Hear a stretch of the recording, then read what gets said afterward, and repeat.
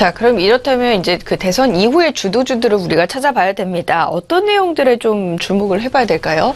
사실 뭐 주도주라는 것이 어떻게 보면 그 많은 그 경제 참여자들이 이런 주식이 올랐습니다. 그런 어떤 욕구를 반영하는 것이 주도주라고 말씀드려보겠고요.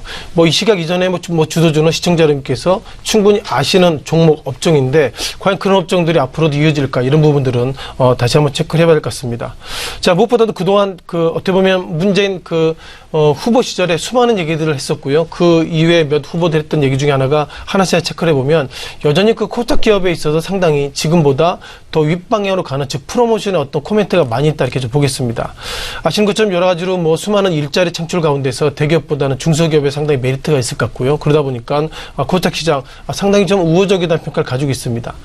최근 들어서 문재인 대통령 수많은 얘기 가운데서 적폐청산에 대해서 강조를 얘기했었고요. 그리고 이제는 중형주 때로는 그 소형주 관련돼서 상당히 세제 개혁 이런 부분들이 지금보다 더 좋아질 것이다 이런 부분들이 최근 들어서 신정부의 경기 부양의 기본적인 모멘텀이라는 말씀을 좀 드려보겠습니다. 자, 세부적인 내용을 보면 여전히 내수주에 대한 코멘트를 많이 가지고 있는데요. 어떻게 보면 문재인 그 대통령은 이런 코멘트입니다. 일자리가 좋아진다면 결국 가계소득이 증가될 것이고요. 그것이 결국 내수 활성화 마지막으로 보면 경제 성장 이런 어떤 큰 틀의 한 사이클로 경제가 가는 것이 맞다 이런 판단을 가지고 있는데 자, 이것이 과거식의 아베노믹스 즉 아베 정권에서도 했던 패턴과 상당히 좀 흡사해 가는 어떤 모습을 보이겠습니다. 따라서 뭐 증권사에 대한 판단 좀 상당히 좀 다르지만 기본적으로 4차 산업혁명 관련주에 대한 기대감이 상당히 커지고 있고요. 따라서 증권사마다 차이가 상당히 크지만 삼성증권 같은 경우에는 KB금융 그리고 GS건설, 파라다이스 소위 내수주 그리고 금융주 이런 부분들이 예상보다 시장의 어떤 주도주로서 앞장설 것이다 이런 좀 코멘트를 좀 많이 가지고 있습니다. 다만 중요한 것은 어떻게 보면 문재인 대통령이 오늘 처음 대통령이 된 것이기 때문에요.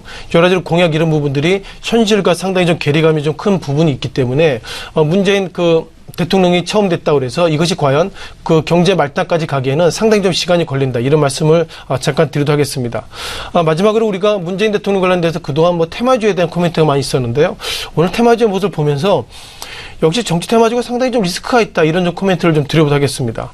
그동안 뭐 문재인 대통령 관련돼서 결국 경남고등학교, 뭐 경희대 이런 어떤 학연 지원 이런 코멘트가 많이 있는데요. 이 시각 현재 우리들 슈브레인이 12%의 급락의 모습이 현재 관측되고 있고요. 우리들 슈브레인 같은 경우에도 작년 9월 8일 날 15,300원대 그리고 이 시각 현재는 4,215원대로 예상보다 주가가 하락폭이 며칠째 커지고 있는 모습을 좀 보이고 있습니다. 또한 우리들 제약도 같은 관점인데요.